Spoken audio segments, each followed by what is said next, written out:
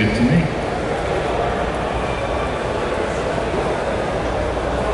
Hi everyone, I'm David. We're going to start this panel thing that I'm apparently doing. No, seriously. So I'm David Pagano. For those of you who don't know, I run an animation studio called Paganimation. We make stop motion films. We made a ton of stop motion films for the Lego Group. And what you're about to see, if you're unfamiliar, or if you are familiar, is these are kind of what started that working relationship. I'm not actually a Lego employee. This is a question that comes up a lot, but I have a working relationship with other Lego employees. And so this is a series of shorts that we made about 10 years ago, which is making me actively feel my cells degenerate as I say it out loud. But this was to promote the Space Police 3 product play theme line. And this was, in addition to being the first time that I worked with the Lego Group professionally, it was also kind of, try to imagine a world where the Lego movie didn't exist, where Lego was still coming back from near bankruptcy, for those of you who remember that. And this was kind of what we've referred to as the Wild West of creating content for the Lego Group. So, does anyone who here has seen and is familiar with what I'm about to show, these shorts? Oh wow, that's like a hilariously large amount of people. Great. So I'm going to show these shorts. You can put your hand down now, it's all good. I'm going to show these shorts, and then I'm going to talk about them. I've got some behind-the-scenes photos that I dug up from old optical disc backups that may or may not still be good. If you have questions, there are some index cards over here that you can come over and write your question down and hand it to either myself or Valerie in the front row, who's waving like the Queen currently. And then I will get to those too. And I'm also going to play these again at the end for anyone who shows up late. How dare they? Also, where was my studio at the time? Oh, great question. Oh, you should have wrote it on a business card. Index card. I have a studio right now that's in Brooklyn. It's small, but it works for our purposes. These were all made in my childhood bedroom. I had moved out of my parents' house by this point, but I did not have the resources or the studio space to make what you're about to see. I actually ended up quitting a full-time job in the animation industry to do this, which was both exciting and terrifying. And with that said, I'm just going to play these, and then you will have context for what the heck it is I'm saying.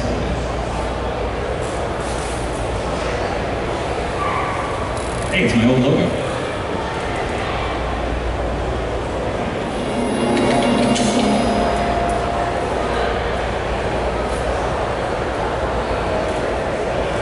So that's that.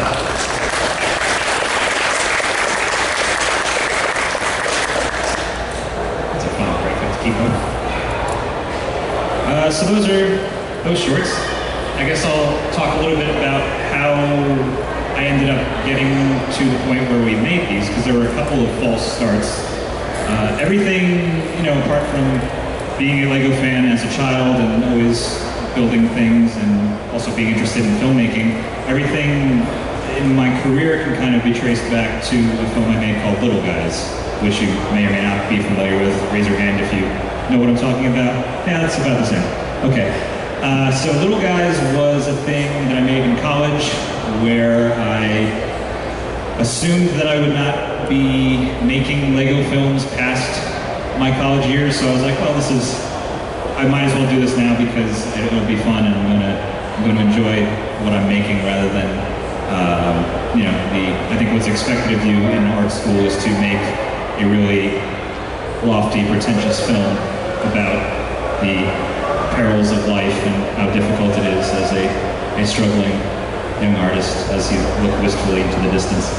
But no, I made a Lego film that was a fake 80s toy commercial, and bringing that to various events like this one got the attention of people at the Lego Group. And as I said before, they were kind of trying to figure out how to connect with the fan community after having almost gone out of business in the early aughts. I have clear memories of them fielding, lots of questions about old versus new gray and that kind of a thing. So it was a weird time for LEGO's interaction with their fans. But I used to teach animation classes at Brick World in Chicago, and doing that one year, some folks from LEGO saw me doing that and also saw little guys and were like, hey, there's something here. We can make this work. And so I did a couple other minor things. I had some animation tests, sort of here's how to animate, that I would show in my class that they ended up putting on some LEGO Club website or other for a bit. And then we had a couple other false starts where I was contracted to make an Indiana Jones promo at some point that fell through. And then finally, after a few other weird things that never happened, Space Police is the thing that finally actually got the green light, which I think makes sense because it is the LEGO group owns that IP. They didn't have to check with Steven Spielberg to see if what I was doing was okay. And so that's how I kind of came around to doing this thing. I had to still sort of prove that what I was proposing was even possible. So they did actually they asked very, very nicely if I would make a bit of test footage just to kind of show internal people who have control over money that this kind of a thing would be viable. So this is what that looked like. And so these are prototype figures from Space Police 3 that sadly I no longer own, but you can see that the label of this guy's torso is just kind of a sticker. And yeah, there's not really much to it. I think they just wanted to see things from the theme moving on screen. Especially coming from doing something like Little Guys, which is giant sculptures. I know there was some question in the fan community, at least, of why I was the person hired to make these things. David Picano is known for brick-built things. Why is he doing a minifigure thing for the LEGO group? But yeah, so that was how I came around to doing these things. These shorts. Nowadays, when I work on something, I have a crew of regulars that I kind of call on the help of, including producer Valerie Champagne up here, and others. But at this point, it was, again, me alone in I'm going to say 9x6 bedroom. So it was a little bit more of seat of the pants animation than it is nowadays. But I think that kind of helped the energy of these shorts because I didn't know what I didn't know, and I just was asked to make something to promote this. And the brief that I got from LEGO was, we want this to look like Blade Runner, make it look like Blade Runner. I think it's odd to use is Blade Runner rated R? I think it is. It's odd to use that as the reference point for children's toys, but that film has inspired so many other works of science fiction that I think it's a good place to start from. And I don't know how much of that informed the oddly xenophobic scripts. I think some of that might have just came from the product line itself, where if you're a weird-looking alien, you are automatically a bad guy, even if you, by all appearances, have gone into legitimate business selling ice cream. But so I did, in terms of my responsibility on this, I didn't write these. These were written by someone at the LEGO group, and I was sort of asked to give my feedback. This happens a lot where it's this is what we kind of want to do. How possible is this? How much of this is yeah, we could absolutely do this, or how much of this would take 12 years and would need $800,000 more. But fortunately, this was I didn't make a lot of changes. The only real feedback that I had was on some of the more topical jokes. I don't know that Pea Squiddy is a joke that has really aged all that well, but it's fine.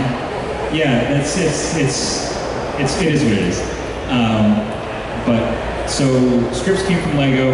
I was responsible for basically set design, storyboards, animatics, stop motion, and sort of the basic compositing, like anything that's not like a little digital readout or like a light or smoke effect. Like all the sort of like motion graphic stuff was done by there was two people at Lego who I worked most directly with. One was Roger Cameron, who you may know if you're familiar with a series of videos I did called Cool Creations with Flappy the Mailbox.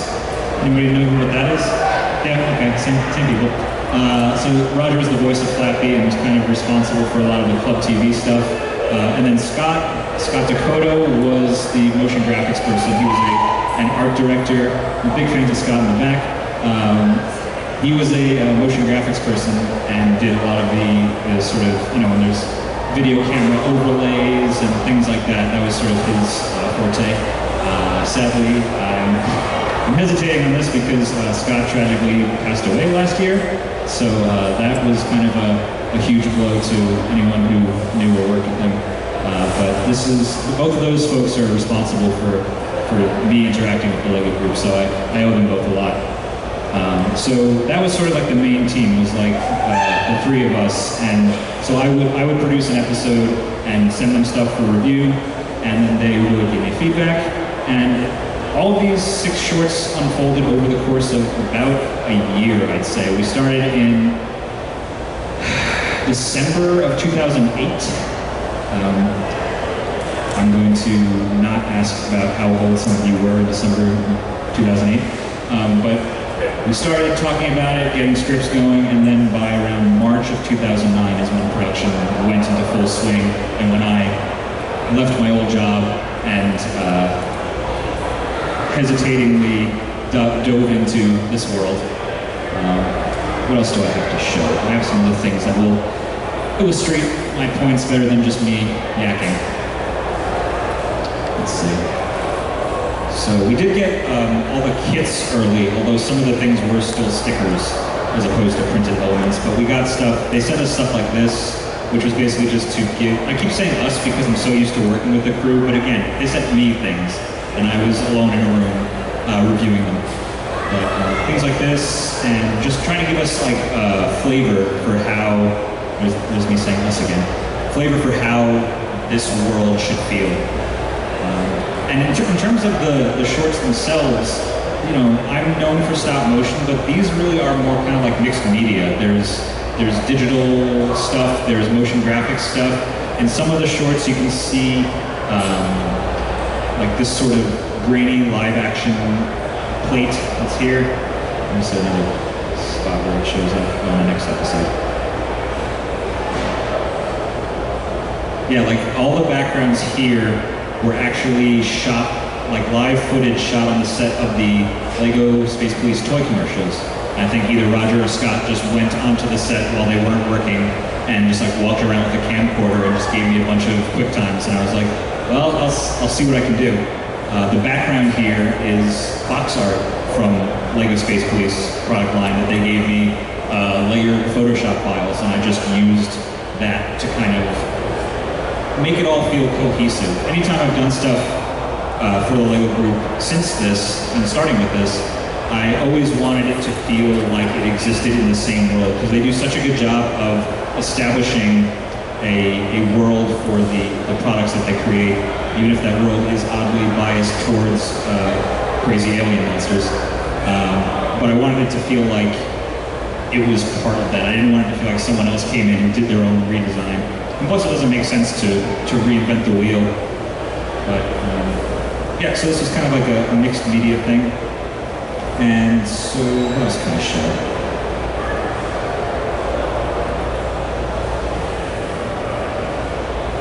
Let's look at set design. So again, I designed.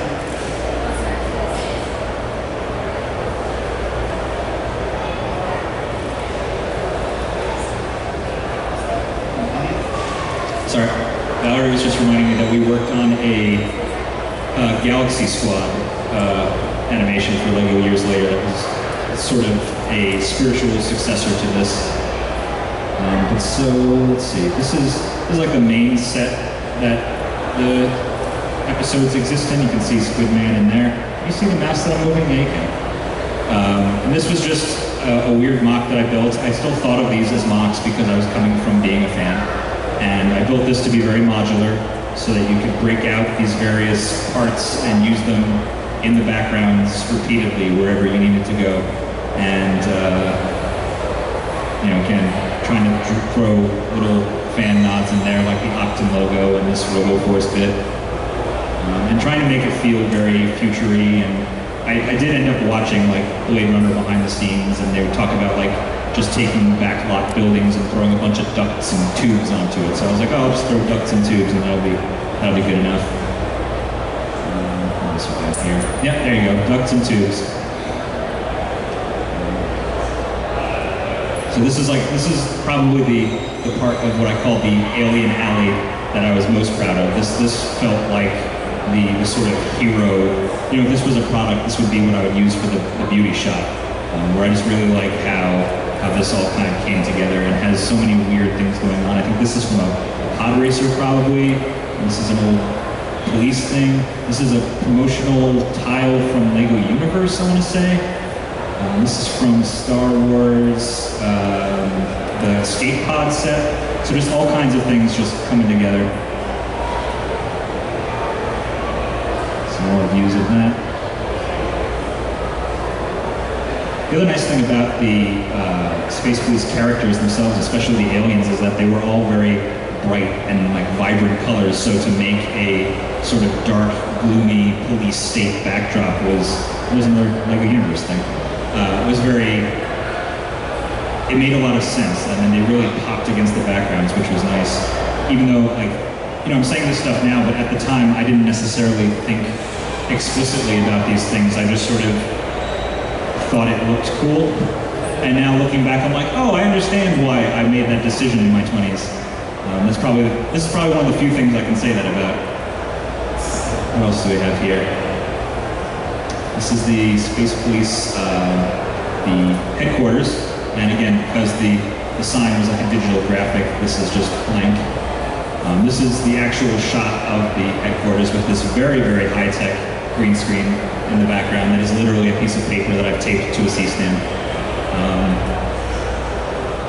These monorail tracks in the background, I don't want to say got me in trouble, but caused some online controversy where I guess some fans saw these promos and were like, you guys, Lego's gonna make a new monorail set. It's coming for Space Police Year 2. In reality, I had gone to Enfield for some meetings. We walked around the model shop, and they were like, if you see anything in the model shop that could be useful for these videos, just like grab it and we'll throw it in a bag. So there were literally 4 pieces of monorail track, and I just took them and threw them in the background as like a fun wink. And apparently that was way, way, way secret stuff that I was revealing about future products. And so this is like the final like composited plate versus the shot that I took. I did all these. This was before I did a lot of things, but this is before I shot raw images. I'm still doing TIFFs at this point. For those of you who are interested in the nuts and bolts of things that I make. This is actually a photo from Brickworld. I think Brickworld 2009. Yep, that's a different shot of it. It's on one of those giant molded base plates that I don't even know where I got it from. I think I have a prototype of these I stole from an old Lego idea book. I like these little, I'm pointing to my computer here, but you can't see where I'm pointing. I like these little sort of power generator greebly bits. That's the back. Like any good stop motion Lego set, there's just a bunch of yellow junk. There's an old basic brick there. There's a brick that I had that had a bunch of like adhesive glue stuck to it because I pulled a sticker off of it here too.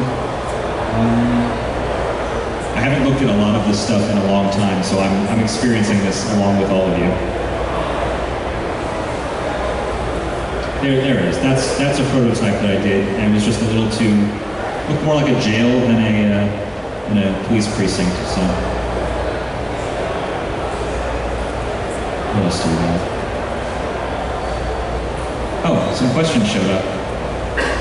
I'll read some of these questions. Was the gritty film noir look entirely post-production / intentional, or was some of it your limitations in camera, equipment, etc.? Great question. I definitely intentionally pick old-looking things to hide the fact that I don't have a lot of money. That's something I did starting from Little Guys, where I made Little Guys a VHS tape look, partially because I knew I don't have the ability to make this HD. And HD was, when I made Little Guys, it was literally a year after, no, it was the same year. When I made Little Guys, it was the same year that the HD television standards in America changed, so that it went from standard definition broadcast to high definition. So I knew I couldn't match that, and I felt that if I made it look 80s and retro, I could hide all my mistakes. Which is something that I continued with things like Space Police. It just sort of worked out in this case. I think that, when I look at some of these things, when these aired on the LEGO website, they were all like 720p at most, but to look at some of them now that I have like 1080 versions of them, I'm like, oh, this green screen is terrible. Who worked on this? But definitely, darkness is my friend in terms of hiding things. Limitations and equipment is a good way to if you can fake your way into making it seem intentional, it's always a good call as far as I'm concerned. And compression is also a great way to hide the rougher parts of your animation. What else we got here that's worth looking at? There's space-time. Let's start here. So the diner from episode 3 is an interesting example. Usually when I'm doing stuff like this, I'm making sets that are separate for both the exteriors and interiors. So like the Space Police precinct, that exterior is just a facade, and then when you cut inside to the criminal, the one-eyed yellow snake alien being interrogated, that's a couple of totally different sets. But the design that I wanted for the diner, I knew that it had to be sort of all one kind of breakout modular thing. And so this is the exterior, and this is, I didn't find a use for this, but I kind of wanted a shot where the diner looked like the Edward Hopper painting Nighthawks. I'm gonna pause while this happens.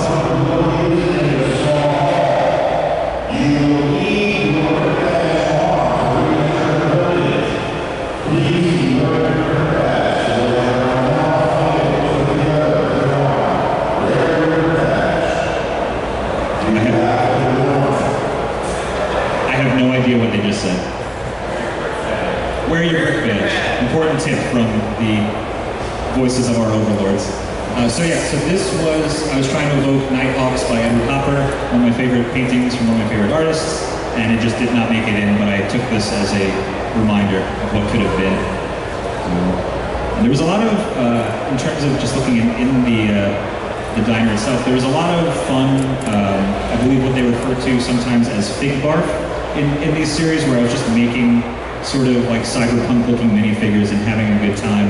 And I would send all of those to the folks at LEGO for review, primarily because they wanted to avoid any minifigures that looked cooler than the actual minifigures that came in the sets. I mean, I'm not trying to brag, but I will. That happened a couple of times. Why didn't they just use my idea? Great question. Yeah, so this is how the diner parts kind of broke out so that I could fit a camera lens into the little seating areas and whatnot. You gotta have a checkerboard floor in the diner because of course you do. And you can see that this is literally a green, what is that, like an 8x8 plate, or sorry, 8x8 brick that I think is from the first LEGO set I ever owned from 1980. What else is here? Yep, and so here's the interior. Somebody's eating the head of somebody. And yeah, just trying to throw more in-jokes in. This guy has an Extreme Team torso, and I think that's the Green Goblin head from the Spider-Man Studios sets. Orc alien diner chef. This dude from Spyrius. You know, it wasn't until a couple years after this that I started working with Sean Kenny a bit. But clearly before, Sean has, and if you're coming to Sean's panel later, you'll probably learn about this, but Sean has a love of what he calls roof junk. And apparently even before I worked with him, we must have bonded on a mutual love of roof junk, because I don't know that this is even seen in the actual video, but it had to be there because just in case I put the camera somewhere, it would look wrong if it wasn't there. So speaking of sending prototypes, these are some prototypes of the briefing droid from the 4th episode. Again, just trying to make something that looked fun and in universe. I think these were the first ones I sent, and then I sent this as a revised version. And this is pretty close to what it ended up being, but because of the way the lighting was, his hat brim would just like cover his face, and you didn't get a good read on his eyes. So I wanted to have, or she, this is a generalist droid. I wanted to have I always try to connect my character's eyes with the audience, whether they're looking at the camera or not, because I think that's an easy way to just form that connection and get the audience invested in what's going on. And just to remind you what the character this looked like in the final. Yeah, there it is. So that's how we ended up looking in the final. It's just using the classic trans clear helmet. It works. Also, you can see in the background here, and I'll go back to those photos, that I wanted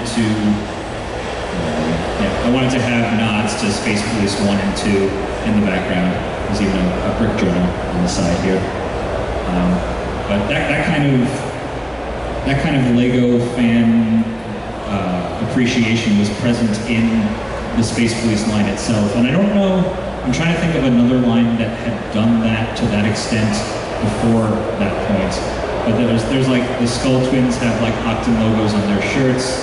I think there's not one of the characters in this line, but in like Wave 2, somebody has like a Blacktron 2 torso, I think.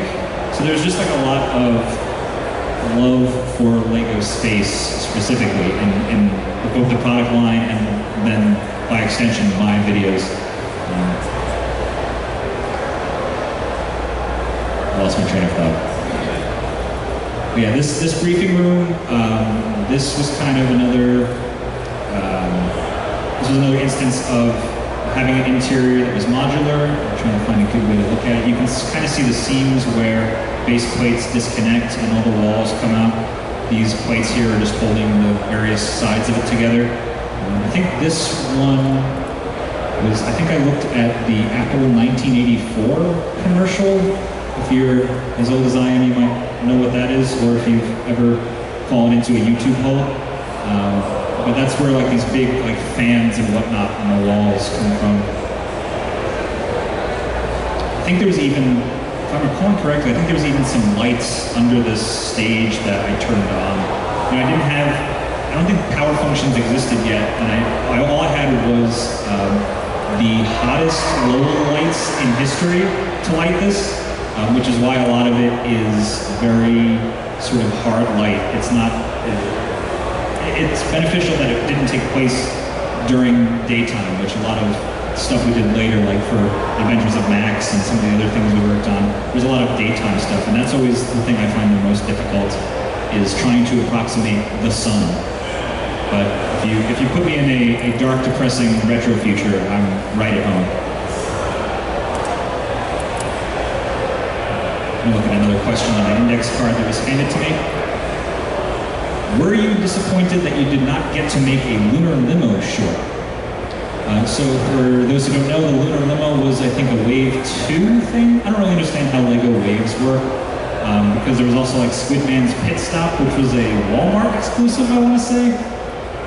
That came out in between Waves 1 and 2. But no, so the Lunar Limo was this wonderful, I believe, black and pearl gold limousine that had a sort of gangster passenger, if I'm recalling correctly. Can someone correct me on this? I've seen nodding. Yeah, thank you. And so that was a year 2 thing. And by year 2 of Space Police, big fans of year 2 Space Police back there. By year 2, we were already on to doing conservatively a million other videos for LEGO, to the extent that we didn't even get to do, there was a contest that I believe was called the Catch the Crooks contest, and that ended up having a promo animated by one of my colleagues, Garrett Barati. So that's the only bit of Space Police stop motion that I think I did not touch. And that may have the Lunar Limo in it. It definitely has the characters from that wave. But, I mean, I think at this point in my career, I was just happy to be working on any of this stuff. So I don't know that I was super disappointed to not be able to do it. The thing I say often is, it would have been cool. What else do we got here? I'll show some of the animatics that we would send. So this is kind of a look into the production process at this point. All the shot numbers are in the corner, and this is kind of what we would send to Enfield to get their approval. This is for the 3rd episode. I think this has sound.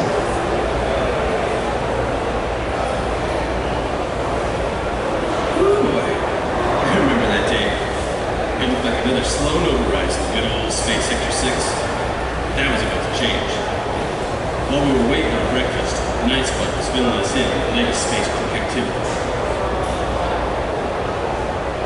It sounded like the Black Hole Gang was starting to make some real cosmic waves. They even got away with genuine, state-of-the-art Space Police laser. Here you go.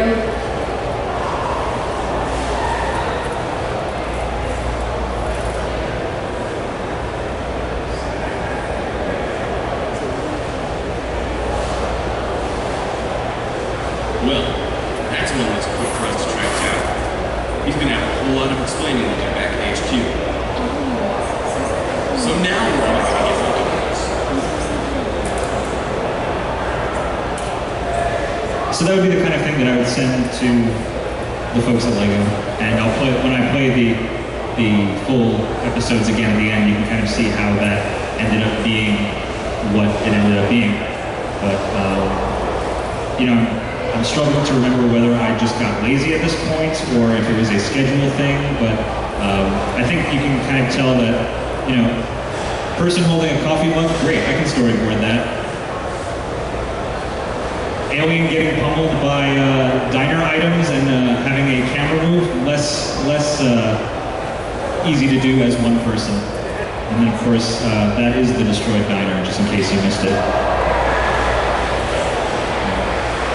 Yeah, you know, looking at this stuff again, 10 years later, I'm kind of both surprised and not surprised by how closely it follows the boards.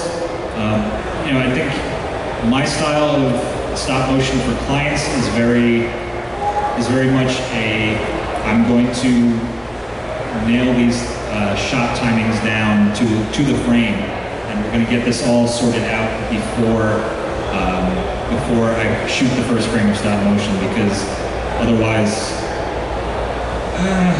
it's going to be a lot of potential for work that gets animated and does not end up in the final product, and that's no good. I have a lot of client interactions where they don't understand that, and they want to make changes, I don't know, the day before the thing is supposed to air, so then I have to gently let them down and explain what a photograph is and how filmmaking works. Let's see, I've got some other questions here.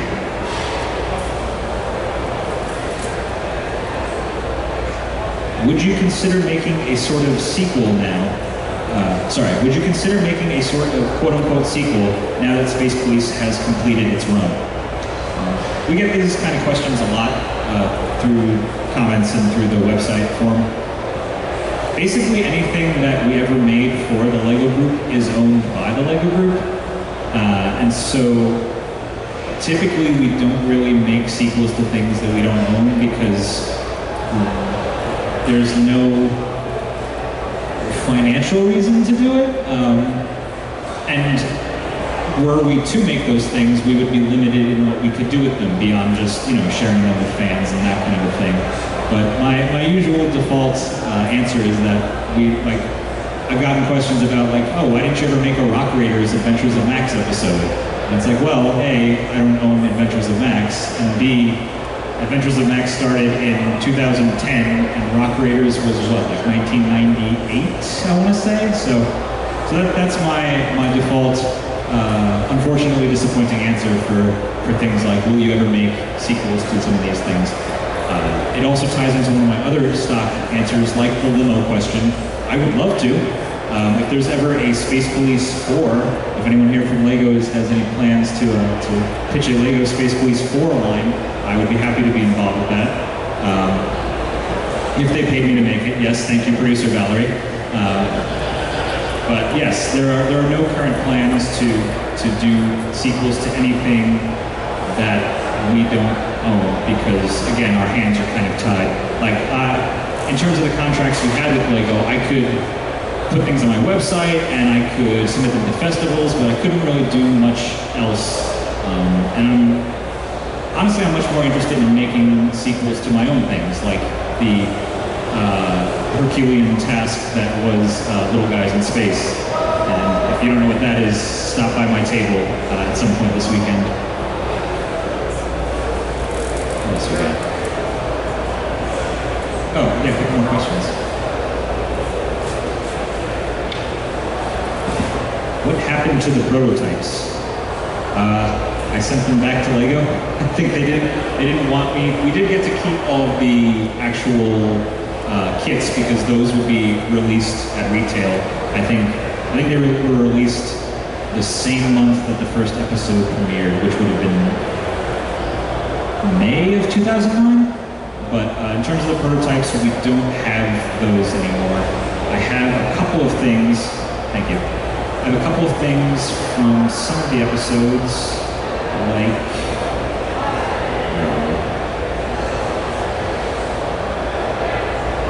not too far.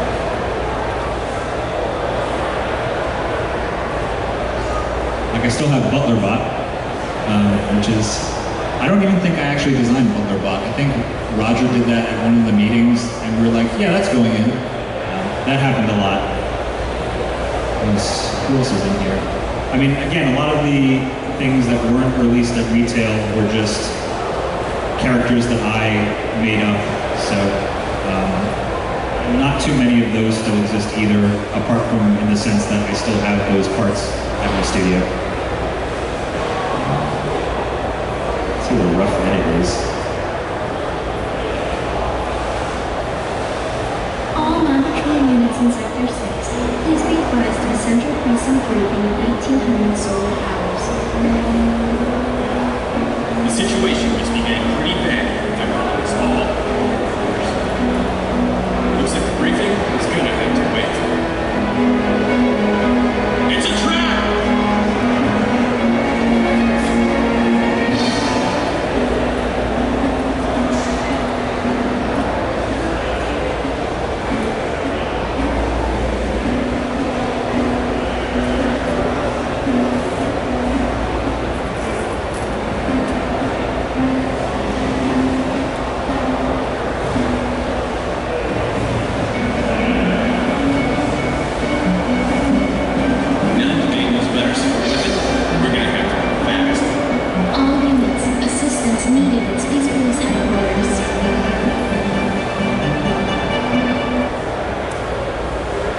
So the rough edit is kind of what I was talking about earlier, where I would send Lego, I would send them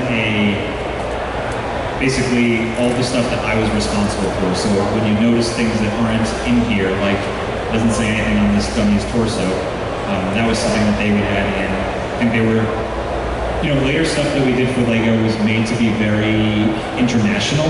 Like we would have basically no English text or dialogue. I think all of the Max episodes are more or less like silent films in like the Chaplin tradition. But at this point, we were still mostly doing stuff for North America. And so I think there was some question about what exactly, I guess there's still some question about A, is what I said just true? And B, what exactly would the text say? Would it be something that was related to the product, or would it be something as simple as "fooled you, copper"? And I think they wanted the freedom to kind of make those decisions as close to release as possible.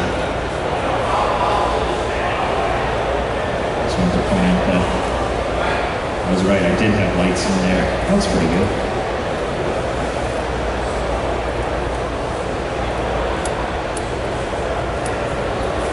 Yeah, I'm trying to...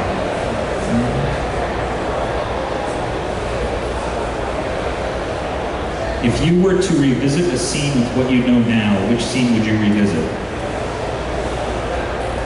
I kind of don't like going back to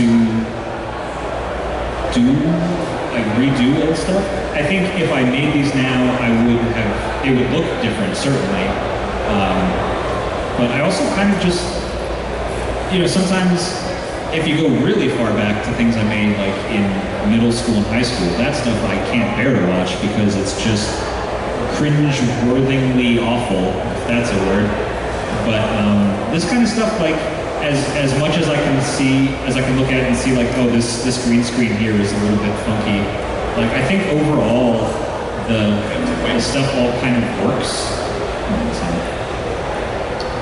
And even like with those rougher edges, I can look at it and say like, oh, some of my decision making on films now is because I made these choices then and then looked at it and said, oh, I shouldn't do that. In the next video, I should remember not to put a green screen here because the spill will come over onto the side of the guy's face and then I'll have to do a whole bunch of masking to make it not a transparent face.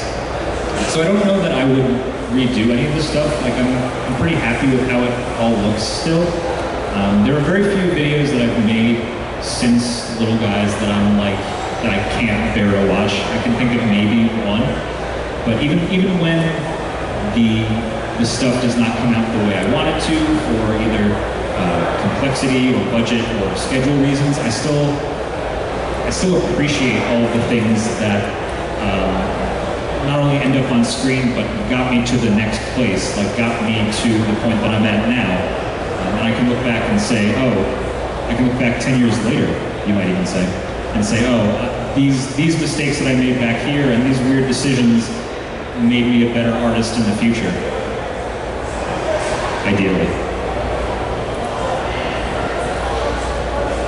Oh, I'm being told that kind of ties in with another question. Let's see what this says. Some of your character animation style was very present, even 10 years ago. What has changed the most? What has changed the most in your approach to stop-motion animation in the decade since? I mean, I've definitely grown as a filmmaker and as an animator. I wrote a book about animation with Lego characters, so that certainly helped. Lego animation books not by my table. What has changed the most? I think when we made these spots, it was all kind of new, and I was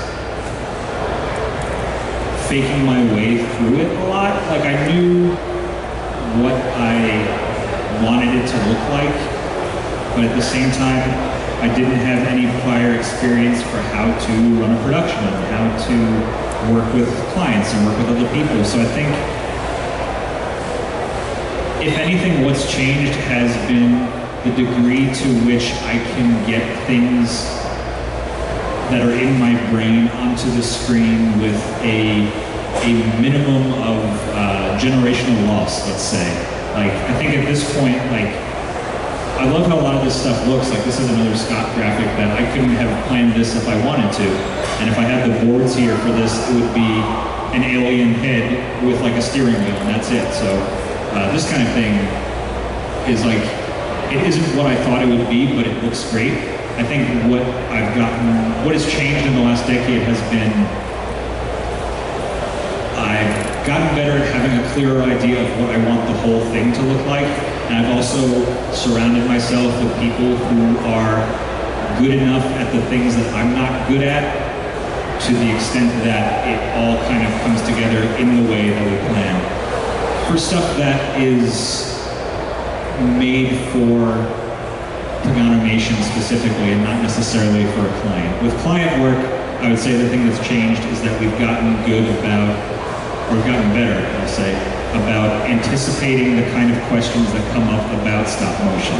Like, what is it? And what can you do and what can you not do? And can you make a stop motion film in 5 days because we're shooting footage with children on Sunday and we want to release the video on Friday, and I have to gently let people down and say, ha ha ha, you're insane, because that's absolutely not possible. And then I later hear stories about them going to other people as if they didn't believe me. Like, oh, he just wants to be difficult and has a lot of demands about the way that he wants things to work. And then that video that they wanted to come out on the Friday in November comes out in April of the following year. But I digress. So that's how my approach has changed in the last 10 years. Let's see if there's any other good behind the scenes photos. A lot of these are very simple. I love these pieces. Again, anytime I can throw in old nods. I think they sent me this. I think the Batman set this was in had just come out. One of the people in Enfield had this on their desk and they just put it in a box and sent it to me. If you're a long-time follower of my work, you'll see that I throw this M-Tron box in everything, so keep an eye out for that as like an Easter egg. I think it's also in front of the police headquarters, probably. Yep, it's there. I've been walking around all weekend with an M-Tron bag, so none of this should be surprising. Space Taxi. I think this was based on, I feel like the footprint for this was based on like a Lego City ambulance or a Lego City something or other. And I just kind of adapted it to be a taxi cab. A lot of times when we do stuff for the Lego group specifically, anything that already exists that they've already made in a set or that they've already made in a video, I try to repurpose as much stuff as possible. Again, both so that it feels like it belongs to the same Lego world, and also so that I can do less work and concentrate on storytelling and character stuff and less on will they approve this space taxi cab or not.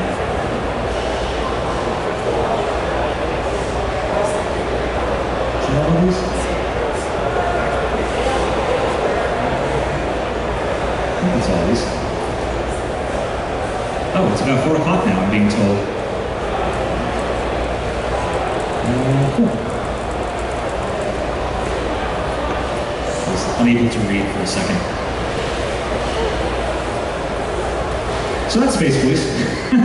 I think that's all I have to say about it. Did I miss anything? No? If you have, that's right, this was before everyone's time, because again, me alone in a room. If you have other questions for me about stop motion or this, or what kind of breakfast cereals I like, anything really, you can come find me over in the pop culture area. I'll have a TV playing some of my stuff on, and feel free to come pick my brain. And thanks everybody for coming out.